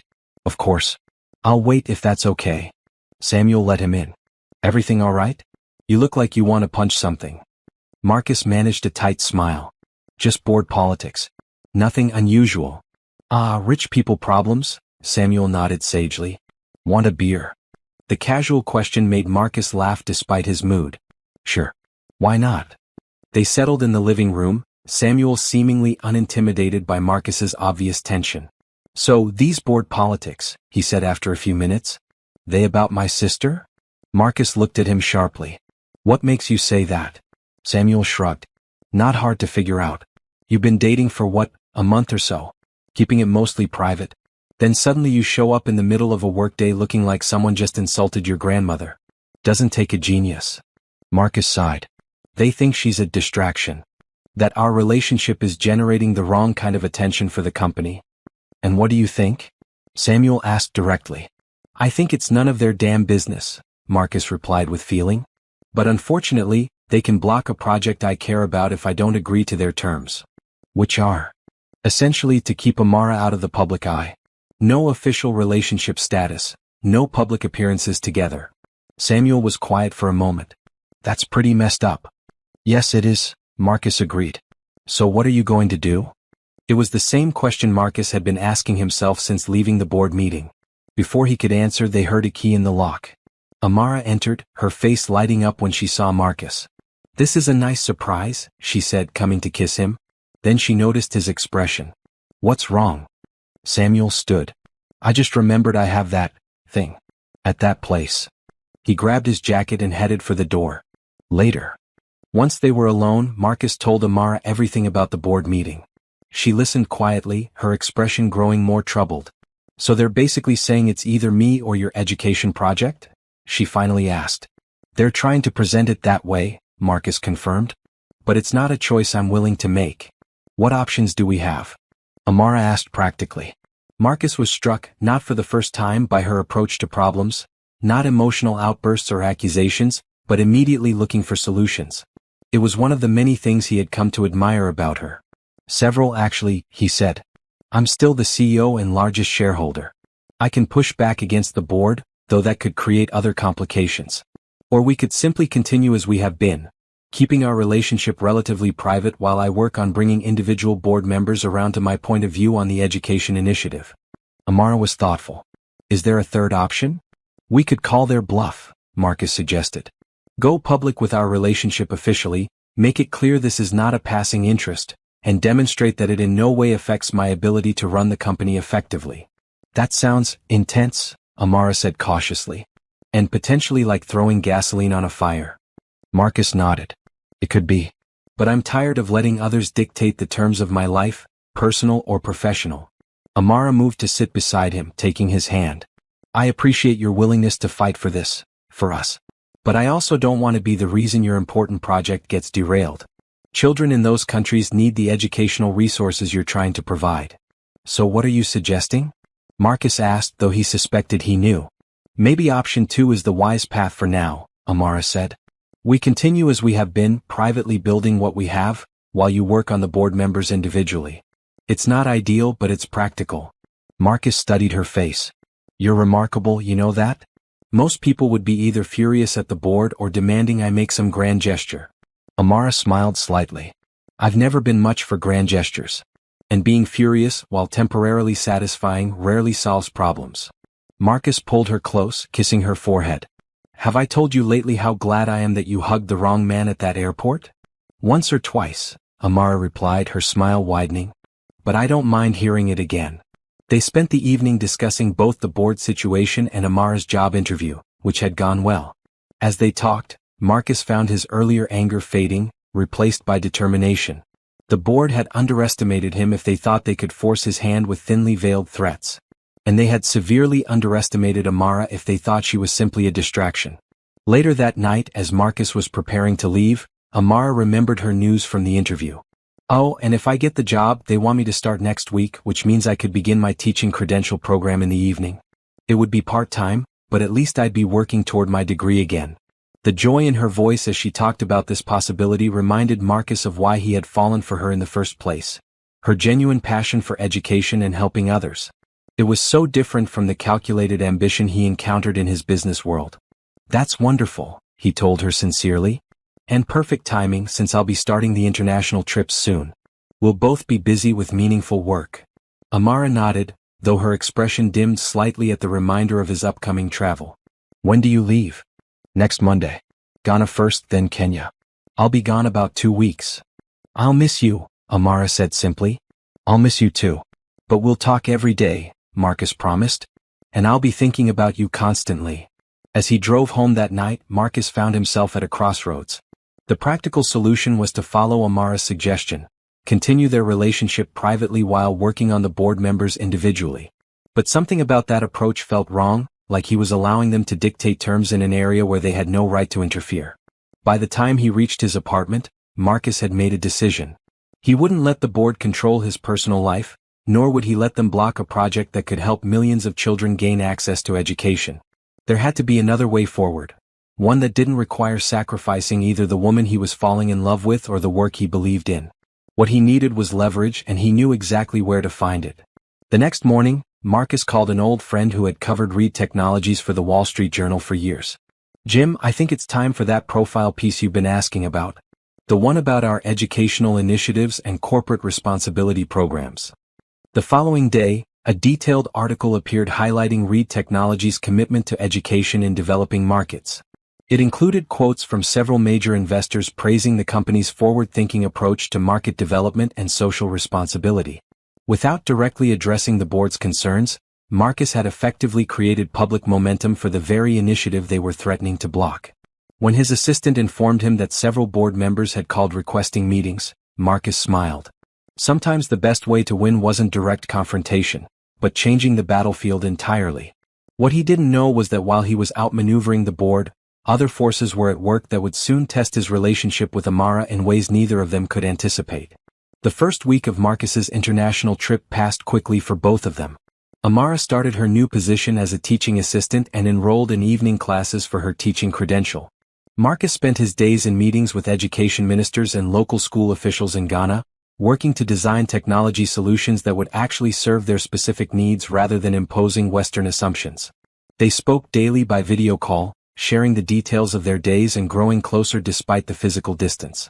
Amara loved seeing the excitement in Marcus's eyes as he talked about the project, while he enjoyed hearing her stories about the children in her classroom and her renewed progress toward her teaching degree. "The kids are amazing," Amara told him during one call. "There's this one boy, Damon, who struggled so much at the beginning of the year. Today he read an entire paragraph by himself. You should have seen his face when he realized what he'd accomplished when they finally broke apart." Both slightly breathless, Amara became aware of applause erupting around them. People were cheering, taking photos, some even wiping away tears at witnessing what appeared to be a real-life fairy tale moment. "Well, that's going to be on the internet in about 5 minutes, Samuel joked, but his eyes were warm with approval. "I don't care," Marcus said, his arms still around Amara's waist. "I'm done hiding how I feel." Esther stood, embracing both of them. "Sometimes the right path isn't the easy one," she said softly. "But that doesn't make it any less right." As the initial excitement died down and the crowd began to disperse, Marcus turned to Amara with a more serious expression. "There's something else I wanted to talk to you about. A proposal of sorts." "That sounds serious," Amara replied, suddenly nervous. "Not that kind of proposal," Marcus clarified with a smile. "At least not yet. This is about your teaching career." He explained that during his trip to Kenya, he had been particularly impressed by a community school that was achieving remarkable results despite limited resources. The school's director had mentioned wanting to establish a teacher exchange program with American educators. "They're looking for someone with elementary education background to help train their teachers in new literacy methods," Marcus concluded. "When they described what they needed, I immediately thought of you." Amara blinked in surprise. "Me? But I'm still working on my credentials." "Which you could continue online while gaining international teaching experience," Marcus pointed out. "It would be a 6-month position initially, with the possibility of extension if it works well for everyone." 6 months in Kenya, Amara repeated, trying to process the idea. "That's a huge change." "I know," Marcus acknowledged. "And if it's not something you're interested in, that's completely fine. But I thought it might be an opportunity that combines your teaching passion with a chance to make a difference on a broader scale." "And where would you be during these 6 months?" Amara asked, already suspecting the answer. Marcus smiled. "As it happens, Reed Technologies is establishing our African headquarters in Nairobi, about an hour from the school. I'll be spending significant time there over the next year as we implement the Educational Technology Initiative." Samuel laughed. "Smooth man. Very smooth." Amara couldn't help laughing too. "So we'd both be in Kenya, working on separate but connected projects. Building something meaningful together, but maintaining our individual professional identities," Marcus confirmed. It seemed like a potential solution to some of our challenges. A fresh start, away from the media circus here. The idea was both terrifying and exhilarating. Leaving everything familiar behind, taking her teaching ambitions to an international level, building a relationship with Marcus in a completely new context. It was a bigger leap than Amara had ever contemplated. "What about Mom's treatments?" she asked, the practical concern immediately surfacing. "All arranged," Esther answered before Marcus could speak. "Dr. Patel says I'm responding so well that we can space out the remaining sessions. And Samuel will be here," she added, squeezing her son's shoulder. "Plus, Kenya has excellent hospitals if Mom wants to visit," Marcus added. "I've already checked." Amara shook her head in amazement. "You've thought of everything, haven't you?" "I've tried," Marcus admitted. "But ultimately this is your decision. Your career, your path. I'm simply offering an option that might work for both of us." Amara looked between her mother and brother, seeing nothing but encouragement in their faces. Then she turned back to Marcus, studying the man who had entered her life so unexpectedly just a few months ago. "You know what? Let's do it," she said decisively. "Let's go to Kenya." The joy on Marcus's face confirmed she had made the right choice. Whatever challenges lay ahead, and there would undoubtedly be many, they would face them together, stronger for the differences that had initially seemed to separate them. 6 weeks later, Amara stood in the international terminal of the same airport where she had first hugged Marcus by mistake. Her family was there to see them off, along with Marcus's sister Olivia, who had become an unexpected ally in navigating the media attention that had followed their public declaration of love. "Ready for this adventure?" Marcus asked, taking her hand as they prepared to board. Amara nodded, feeling a mix of nervousness and excitement. "Ready as I'll ever be." As they walked toward the gate, Amara glanced back one last time at her family. Samuel gave her a thumbs up, while Esther blew a kiss, looking healthier than she had in months. The medical fund Marcus had established had ensured she would receive the best possible care, and recent tests had shown the cancer was in remission. "You know," Amara said as they settled into their first-class seats, Marcus's one non-negotiable luxury for the long flight, "a year ago, I never could have imagined any of this." "What part?" Marcus asked, genuinely curious. "Dating a billionaire? Moving to Kenya? Becoming an international educator?" "All of it," Amara laughed. "But mostly finding someone who sees me so completely. Who challenges me to grow beyond what I thought was possible." Marcus squeezed her hand. "That goes both ways, you know.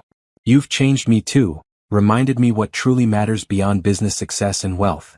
As the plane took off, carrying them toward their shared future, Amara thought about the strange sequence of events that had brought them together. A simple mistake, hugging the wrong man in an airport, had set in motion a journey neither of them could have anticipated. Their worlds had been so different at the start. A billionaire CEO and a struggling teaching assistant seemed like an unlikely match by any standard.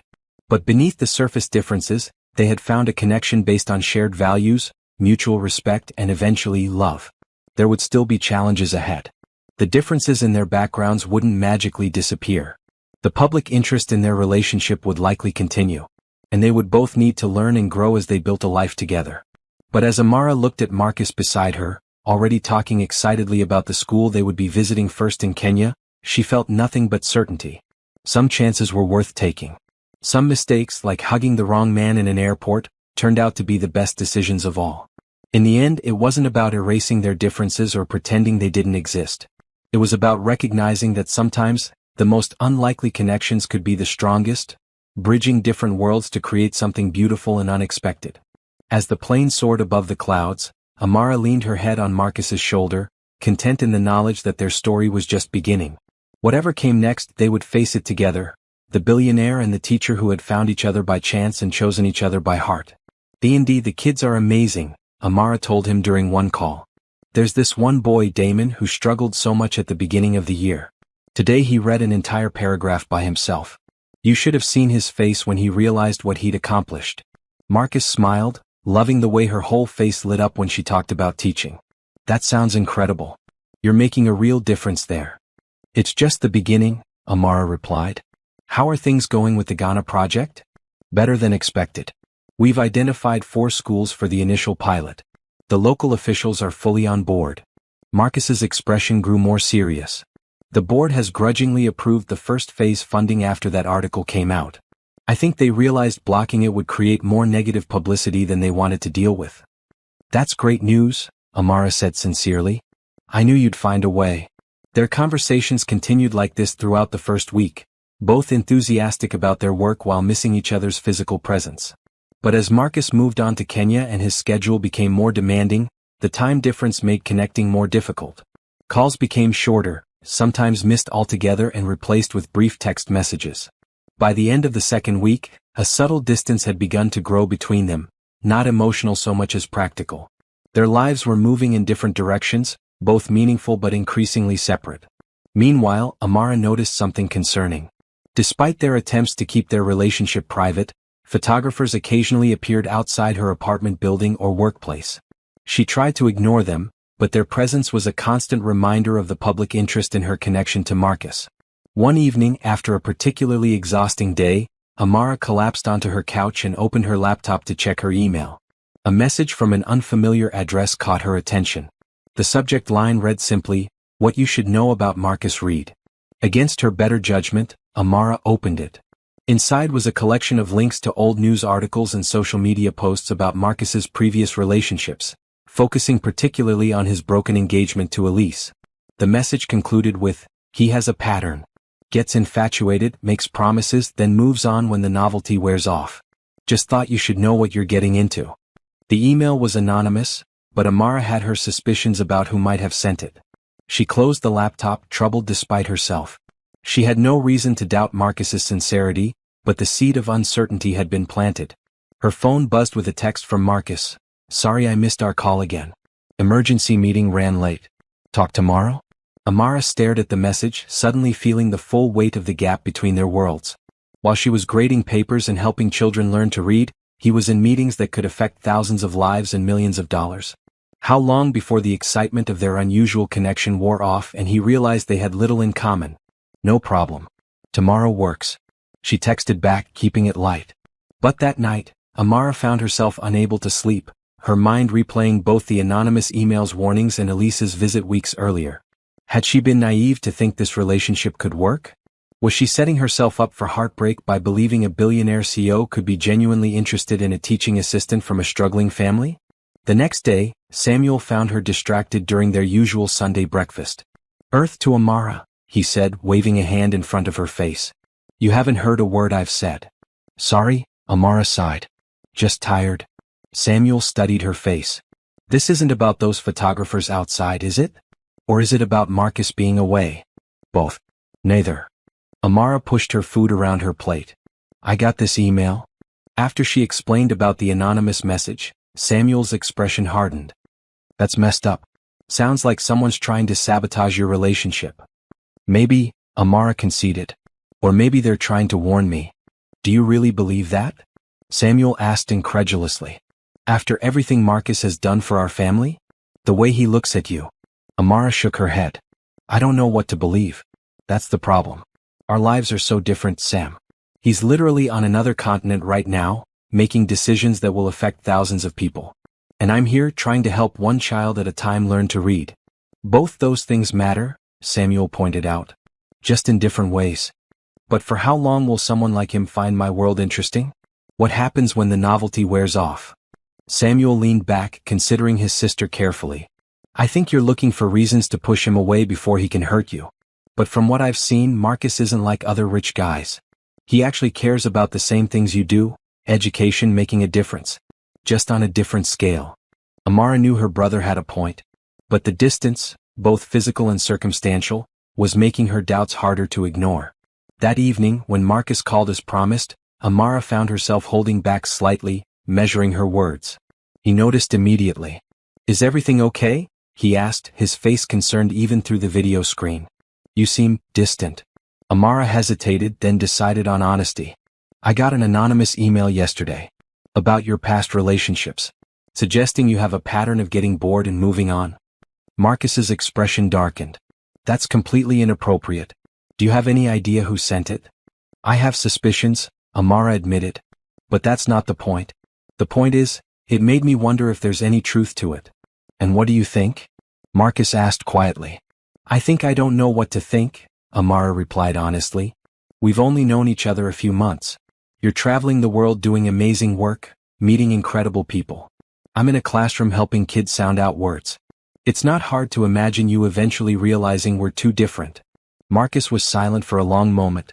"Do you remember what I told you that first night at the gala? About why I was drawn to you?" Amara nodded slightly. "Because you saw me as a person, not a fortune or a position. Because you're genuine in a way few people in my life have ever been." Marcus leaned closer to the camera. "Yes, our day-to-day lives look different. But the things that matter to us, education, making a difference, family, those align perfectly. And as for getting bored," he smiled slightly. "Amara, every conversation with you interests me more than the last. I'm not going anywhere unless you want me to." His words eased some of her anxiety, but not all of it. "I'm sorry. I shouldn't have let an anonymous email get to me." "No, I'm glad you told me," Marcus said. "We promised honesty, remember? That includes sharing our doubts and concerns." After they ended the call, Amara felt somewhat reassured. But the next morning, she opened her social media to find she had been tagged in dozens of posts overnight. Someone had leaked photos of her from college. Nothing scandalous, just normal party pictures of her having fun with friends. But they were being shared with captions suggesting she was a gold digger who had targeted Marcus Reed. Horrified, Amara immediately closed the app. Her phone began ringing with calls from numbers she didn't recognize, reporters most likely wanting comments on the photos. She turned off her phone entirely, feeling sick. When she arrived at work, the principal called her into his office. "Ms. Johnson," he began awkwardly, "I need to address the OI situation that's developing on social media." "Those photos are from years ago," Amara explained. "They're just normal college pictures being taken completely out of context." "I understand that," the principal assured her. "But we have a very strict policy about staff social media presence, especially for those working with younger children. Parents are already calling with concerns." Amara felt her heart sinking. "What are you saying?" "I'm not saying anything definitive at this point," he replied carefully. "But the school board has requested a meeting to discuss the situation. Until then, we think it would be best if you took a few days of leave." It was happening again, her personal life affecting her professional opportunities. Amara left the school feeling numb, uncertain how things had spiraled so quickly. Unable to reach Marcus due to his meeting schedule, she sent a brief text explaining the situation. His response came hours later. "This is unacceptable. I'm having my legal team look into who leaked those photos. They'll also contact the school board to clarify the situation." While Amara appreciated his support, something about his response troubled her. It felt like he was treating this as a problem to be solved with money and lawyers rather than understanding the emotional impact on her. When they finally connected by video that evening, Marcus was clearly angry. "My security team believes the photo leak and the anonymous email came from the same source," he said. "We're closing in on who's responsible." "Does it really matter who did it?" Amara asked tiredly. "The damage is done. I've been asked to take leave from a job I just started. People are calling me a gold digger online." "Of course it matters," Marcus insisted. "Whoever did this needs to be held accountable." "What I need right now isn't accountability, Marcus. It's understanding." Amara's voice broke slightly. "My life is being turned upside down because of our relationship, and you're thousands of miles away dealing with it like a business problem." Marcus's expression softened immediately. "You're right. I'm sorry. I hate that you're going through this because of me." "It's not because of you," Amara clarified. "It's because of who you are in the world. There's a difference." They were both quiet for a moment, the reality of their situation hanging between them. "I can come back early," Marcus finally offered. "The most critical meetings are done. My team can handle the rest." Amara was tempted to say yes, to ask him to return and help her navigate this storm. But she knew that would be selfish. "No," she said firmly. "The work you're doing there is too important. I can handle this." "Are you sure?" Marcus pressed, clearly concerned. "I'm sure," Amara nodded, though she felt anything but certain. "We just need to figure out a better way forward when you get back. One that doesn't keep disrupting both our lives." After they ended the call, Amara sat alone in her apartment, feeling the full weight of the challenges they faced. It wasn't just about different backgrounds or lifestyles anymore. It was about the practical reality of dating someone whose very name attracted attention and scrutiny she had never wanted. The next day brought more complications. When Samuel arrived home from classes, he was unusually quiet. "What's wrong?" Amara asked. "Someone at school recognized me as the billionaire's girlfriend's brother," he admitted reluctantly. "They started asking all these questions about you and Marcus, about our family, about Mom's health." It was weird. Amara felt a fresh wave of dismay. Now the unwanted attention was affecting her brother too. "I'm so sorry, Sam." He shrugged, trying to downplay it. "It's not your fault. People are just nosy. I told them to mind their own business." But the incident added to Amara's growing sense that their relationship was creating ripple effects neither she nor Marcus had fully anticipated. That evening, Esther joined them for dinner, looking stronger than she had in weeks. Her treatments were working, the doctors had confirmed, and her prognosis was increasingly positive. "I've been thinking," she said as they ate. "Once I'm fully recovered, I might look for a part-time job again. Nothing too demanding, but something to help with expenses." "Mom, you don't need to worry about money," Amara assured her. "Between my job," she stopped, remembering she was currently on leave. "Well, between our resources we're managing." Esther gave her daughter a knowing look. "Is that why you've been checking the mail before I can see it?" "To hide the bills." Caught Amara sighed. Despite Marcus paying off the medical debt, other expenses had been accumulating while Amara's income was inconsistent. "It's temporary," she insisted. "Once things settle down." "Once things settle down with Marcus, you mean?" Esther said gently. "Sweetheart, I see how this relationship is affecting you. The stress, the public attention, the job complications. It's worth it, Amara said automatically. Esther reached across the table to take her daughter's hand. Is it? You've always put others first. Me, Samuel, your students. But it's okay to consider what's best for you too. Not just what you're willing to endure for someone else. The word struck Amara deeply. Was she enduring rather than enjoying this relationship now? The beginning had been magical, unexpected and exciting. But reality had set in quickly, bringing complications she hadn't been prepared for. Later that night, unable to sleep, Amara made a decision. She needed space to think clearly, away from the daily reminders of how her life had changed since meeting Marcus. She needed to determine whether what they had could truly work long-term, or if they were simply prolonging the inevitable realization that their worlds were too different to merge successfully. She sent Marcus a message, "We need to talk when you get back. Until then, I think I need some space to think about everything that's happening. I care about you deeply, but I'm not sure this is working for either of us." Marcus's response came quickly despite the time difference.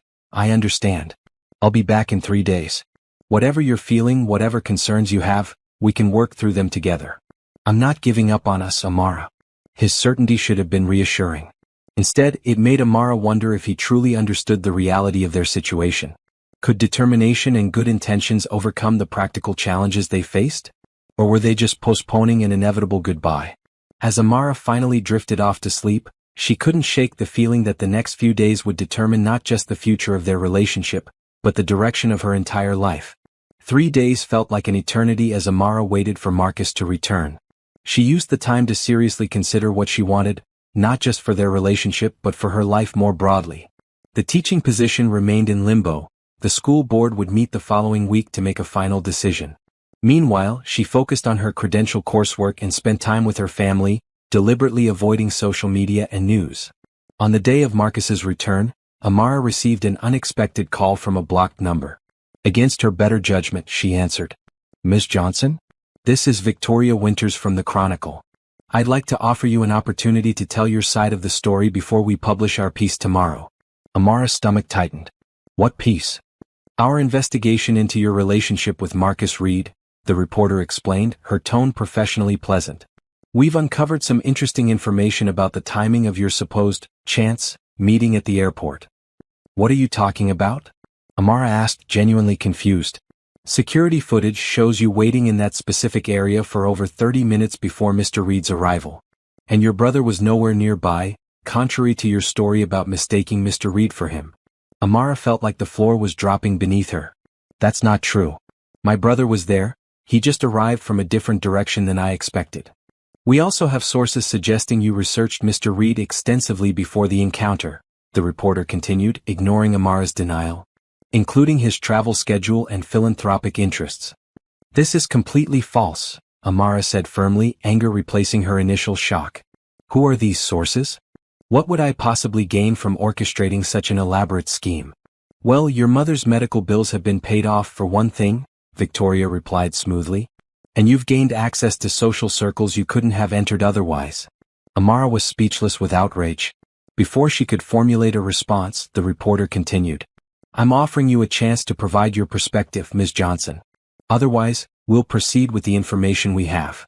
"Which is nothing but lies," Amara finally managed. "I have no comment on your fictitious story." She hung up, hands shaking with a mix of anger and disbelief. Someone was deliberately trying to destroy her relationship with Marcus by painting her as a calculating gold digger. The question was, who would benefit from such a portrayal? Her phone rang again almost immediately. This time it was Marcus. "I just landed," he said when she answered. "Can I come see you?" Despite her turmoil over the reporter's call, Amara felt a wave of relief at the sound of his voice. "Yes. There's something I need to tell you about." An hour later, Marcus arrived at her apartment, looking tired from travel but happy to see her. He pulled her into a tight embrace, which she returned instinctively, drawing comfort from his solid presence. "I missed you," he said simply. "I missed you too." Amara stepped back. "But we need to talk." She told him about the reporter's call and the false narrative being constructed. Marcus listened, his expression growing increasingly troubled. "I'll have my legal team contact the Chronicle immediately," he said when she finished. "This is defamation, plain and simple." "But who would do this?" Amara asked. "Who would benefit from making me look like I tricked you?" Marcus was silent for a moment, clearly thinking. Several possibilities come to mind. Business rivals looking to distract me. Board members who disapprove of our relationship. Former associates with personal grievances. He didn't explicitly mention Elise, but the implication was clear. It doesn't matter who's behind it, Amara said tiredly. What matters is that it's happening and it's affecting both of us. This is exactly why I asked for space to think. These past months have been a roller coaster. Some of the happiest moments of my life, but also some of the most stressful. Marcus moved to sit beside her on the couch, taking her hand. I know it's been difficult, but we can get through this together. The article, the photos, the job complications, these are all temporary problems with solutions. That's how you see everything, isn't it? Amara observed, not unkindly. As problems with solutions. Business challenges to overcome. Isn't that a good approach? Marcus asked, looking slightly confused. Sometimes, Amara acknowledged. But relationships aren't business deals, Marcus. They're messy and complicated, especially when the people involved come from such different worlds. Marcus was quiet for a moment, considering her words. What are you saying, Amara? Are you ending this? The directness of his question caught her off guard. I don't know, she admitted honestly. Part of me thinks that might be the sensible choice. But another part. Another part what? He prompted gently when she didn't continue. Amara looked at him. Really looked at the man who had unexpectedly entered her life just a few months ago. Despite all the complications, her feelings for him had only deepened. Another part can't imagine not having you in my life, she finally said. Relief washed over Marcus's face. Then let's focus on that part. Everything else we can figure out together. Before Amara could respond, her phone rang again. It was Samuel. Sis, turn on the news. Channel 8. Now. Alarmed by the urgency in her brother's voice, Amara grabbed the remote and switched on the small television. A breaking news banner scrolled across the bottom of the screen. Exclusive. Reed Technologies CEO Marcus Reed accused of improper business practices. The reporter on screen was speaking earnestly. Allegations include manipulation of stock prices before major announcements and improper relationships with overseas officials during the recent educational technology expansion. Marcus stared at the screen in shock. This is completely false, he said, his voice tight with anger. Every aspect of our international educational initiative has been conducted with full transparency and compliance. The news segment continued, featuring an interview with a former company insider, whose face was blurred and voice disguised. The figure claimed to have documentation proving Marcus had engaged in questionable business practices to secure foreign contracts and had used company resources for personal ventures, specifically mentioning financing his girlfriend's family's expenses. That's about my mother's medical bills, Amara realized, horrified. They're twisting what you did out of kindness into something corrupt. Marcus was already on his phone, calling his chief legal officer. Their conversation was brief and intense, with Marcus giving clear directions for an immediate response to the allegations. After hanging up, he turned to Amara, his expression grim. This isn't a coincidence. The hit piece on you, now this attack on me, they're coordinated. But why? What would anyone gain from all this? Marcus paced the small living room, thinking. The timing is significant. Our board meets next week to finalize approval for the full international education initiative. If my reputation is damaged, if there are questions about my judgment or ethics, they could delay or even cancel the project. So this is about business after all, Amara said, the pieces falling into place. Someone is using our relationship as leverage against your company's plans. Marcus nodded slowly. It appears that way. And I think I know who. Before he could elaborate, there was a sharp knock at the door. Amara opened it to find a courier with a thick envelope. Delivery for Marcus Reed, the man said, holding out an electronic signature pad. Marcus signed for the package with a frown. Inside was a single folder containing documents and what appeared to be photographs. As he examined the contents, his expression changed from confusion to cold anger. What is it? Amara asked, concerned. Evidence, Marcus said grimly. Financial records showing Harold Whitman, my most vocal opponent on the board, has been secretly investing in a rival company developing similar educational technology. If our initiative succeeds, his investment fails. And photos of him meeting with the editor-in-chief of the Chronicle 3 days ago. So he's behind all this? Amara was stunned. The anonymous email, the photo leak, the false stories about both of us? It appears so. Marcus continued examining the documents. There's a note here too. From Elise, surprisingly enough. Elise? Amara couldn't hide her surprise. Marcus handed her the note. It read simply, I may not approve of your relationship choices, but corporate sabotage crosses a line. Use this however you need to. I don't understand, Amara said. I thought she might be behind some of this. Elise can be calculating and manipulative, Marcus admitted. But she's always had a strong sense of business ethics. And she knows how much this educational initiative means to me. Amara sat down heavily, trying to process this latest development. So what happens now? Marcus's phone buzzed with a series of messages, his team responding to the crisis. Now we fight back, he said, a new determination in his voice. With the truth. The next 24 hours were a whirlwind of activity. Marcus mobilized his legal and PR teams to address both the false allegations against him and the fabricated story about Amara. With Elise's evidence, they were able to trace most of the attacks back to proxies working for Harold Whitman. By the following evening, the narrative had begun to shift. The Chronicle published a retraction of their planned story about Amara, acknowledging their source had provided unverifiable information. The business news channels were now reporting on the apparent conflict of interest within Reed Technologies' board, with several major shareholders publicly supporting Marcus. Amara watched it all unfold with a strange sense of detachment. While relieved that the false accusations were being addressed, she couldn't shake the feeling that this episode revealed something fundamental about what a relationship with Marcus would always entail: scrutiny, politics, and public battles she had never wanted to fight. When Marcus finally returned to her apartment after a day of emergency meetings, he looked exhausted but triumphant. Whitman has resigned from the board, he announced. 3 other members who supported him have apologized and pledged to approve the educational initiative. We've won. That's wonderful, Amara said sincerely. I'm happy for you, Marcus. I know how important this project is. Marcus studied her face. But. Amara took a deep breath. But this whole situation has made me realize something important. This is your world. Corporate politics, media battles, public scrutiny. You navigated brilliantly because you've had to learn how. I haven't, and I'm not sure I want to. What are you saying? Marcus asked quietly. I'm saying I need to be honest with myself, and with you, about whether I can handle being part of your life long term. Not just the good parts, but all of it. The photographers, the rumors, the business rivals using me to get to you. Marcus moved closer, taking her hands in his. Amara, I can protect you from most of that. With time, the media interest will fade. We can be more careful, more private. But that's just it, Amara replied gently. I don't want to live carefully. I don't want to constantly wonder if something I say or do will be twisted and used against you. I want a normal life, focusing on teaching and my family. And you think you can't have that with me? The hurt in Marcus's voice was evident despite his attempt to hide it. I don't know, Amara admitted. That's what I've been trying to figure out these past few days.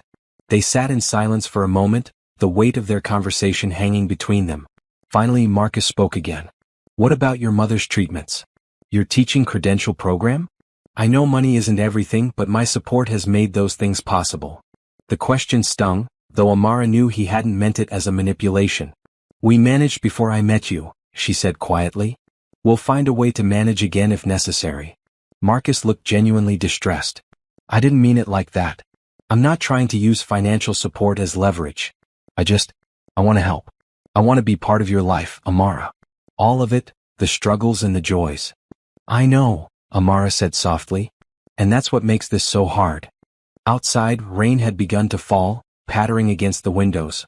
In the small apartment, 2 people from vastly different worlds sat together, facing a decision that would change both their lives. I'm not giving up, Marcus finally said. Not unless you tell me definitively that's what you want. But I will give you the space you asked for. Time to decide if what we have is worth fighting for. Amara nodded, unable to speak past the tightness in her throat. Marcus stood, clearly reluctant to leave but respecting her need for space. For what it's worth, he said at the door, meeting you was the best thing that's happened to me in years. Whether you believe it or not, you've changed me, Amara. You've reminded me what really matters. After he left, Amara sat alone in the quiet apartment, tears finally flowing freely. The rational part of her mind insisted that ending things now would be simpler, cleaner. But her heart rebelled against the idea of never seeing Marcus again, never experiencing the connection they had built despite all the obstacles. As she finally went to bed, exhausted from emotional turmoil, Amara realized that the next day would bring the most important decision of her life. Not just about a relationship but about what kind of future she truly wanted, safe and predictable or challenging but potentially extraordinary. What she didn't know was that morning would bring an unexpected development that would change everything once again. Amara woke to sunlight streaming through her bedroom window. After the emotional turmoil of the previous day, she had slept surprisingly well, as if her subconscious had already made the decision her conscious mind was struggling with. She made coffee and sat by the window watching the city come to life below. Her thoughts turned to Marcus. His determination, his integrity in facing the false accusations, the way he had respected her need for space despite clearly wanting to fight for their relationship. Whatever she decided, she knew she had been fortunate to know him. Her phone buzzed with a text from Samuel. "Mom and I are going to the park for a walk. Join us."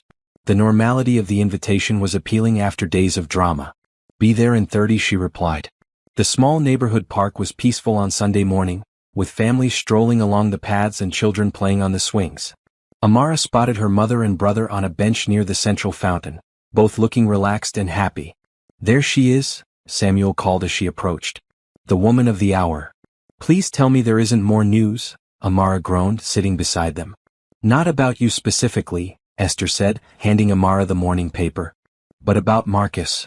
The front-page business section featured a detailed exposé of Harold Whitman's conflict of interest and attempted sabotage of Reed Technologies' educational initiative. The article painted Marcus as a principled CEO fighting corporate corruption, noting that his relationship with a teacher from a modest background had been weaponized in an attempt to derail his humanitarian business goals. "They actually got most of it right," Amara said, surprised. "And they described me as a teacher rather than the airport hugger. That's progress, I guess." "Have you decided what you're going to do?" Esther asked gently. Amara sighed. "I've been thinking about it all night. Part of me believes ending things would be simpler for everyone. But another part loves him," Samuel suggested. The directness of the question caught Amara off guard. Did she love Marcus? They had never used that word with each other, cautious perhaps about moving too quickly in a relationship already complicated by external factors. "I care about him deeply," she said carefully. "But love requires more than just feelings. It requires compatibility, shared values, similar goals. Which you and Marcus have," Samuel pointed out. "You both care about education, about making a difference. You're both loyal to family. You're both stubborn as hell," he added with a grin. "Samuel's right," Esther said, surprising Amara. "I've watched you two together. Behind all the surface differences, you connect on what truly matters." "But Mom, you've seen how complicated this has been," Amara protested. "The media attention, the job issues, the stress." Esther patted her daughter's hand. "Life is always complicated, sweetheart. The question is whether what you gain is worth what you endure." She smiled slightly. "And whether you're stronger together facing those complications than you would be apart." As Amara considered her mother's words, a commotion near the park entrance caught their attention. A small crowd had gathered, people pointing and taking photos with their phones. "What's happening?" Amara asked, standing to get a better view. And then she saw him. Marcus, walking through the park, alone and without his usual security detail. He was dressed simply in jeans and a blue jacket, the same blue jacket he had been wearing the day they met at the airport. The coincidence couldn't be accidental. He spotted her and changed direction, walking purposefully toward their bench. People in the park recognized him, some taking photos, others whispering to each other. But for once, Marcus seemed completely unconcerned by the attention. "I know you asked for space," he said when he reached them, slightly breathless as if he had been hurrying. "And I plan to give it to you. But then I realized something important." "What's that?" Amara asked, her heart racing despite herself. "That sometimes the right thing isn't the careful thing." Marcus glanced around at the curious onlookers, then back to Amara. "I've spent years being careful, calculating risks, managing perceptions, following expectations. Until you hugged me in that airport and turned everything upside down." Amara couldn't help smiling at the memory. "It was an honest mistake. Best mistake of my life," Marcus replied with feeling. "Amara, I don't want to be careful anymore. I don't want to hide or downplay or strategically manage our relationship to please my board or the media or anyone else. I want to be honest, with the world and with you, about how I feel." People had begun to gather around them, sensing that something significant was happening. Phones were raised, recording the scene. For once, Amara found she didn't mind the attention. "And how do you feel?" she asked softly. Marcus took her hands in his eyes never leaving hers. "I love you," he said simply. "I love your kindness, your intelligence, your dedication to your family and your students. I love how you challenge me to see the world differently. I love that you've never once been impressed by my money or position, only by the person I am beneath all that." Murmurs rippled through the growing crowd. Samuel was grinning broadly beside them, while Esther watched with tears in her eyes. "I know our worlds are different," Marcus continued. "I know there will be challenges, but I also know that what we have is worth fighting for. So I'm standing here in public, not caring who sees or what they think, asking you to give us a real chance." Amara was momentarily speechless, overwhelmed by both his words and the public nature of his declaration. In that moment she realized something important. The Marcus Reed standing before her, vulnerable and honest, was far removed from the cautious businessman who had first given her his card at the airport. He had changed just as she had. "I don't need grand gestures or public declarations," she finally said. "But I appreciate what this means for you, choosing to be open despite the risks." "That's not an answer," Marcus pointed out, a hint of anxiety in his voice. Amara smiled, suddenly certain of her decision. "Yes," she said clearly. "Yes, I'll give us a real chance. Because I love you too." The words felt right as soon as she spoke them, true in a way she had been denying herself. Marcus's face lit up with joy, and without hesitation he pulled her into his arms and kissed her, right there in the park with dozens of strangers watching and recording. When they finally broke apart, both slightly breathless, Amara became aware of applause erupting around them. People were cheering, taking photos, some even wiping away tears at witnessing what appeared to be a real-life fairy tale.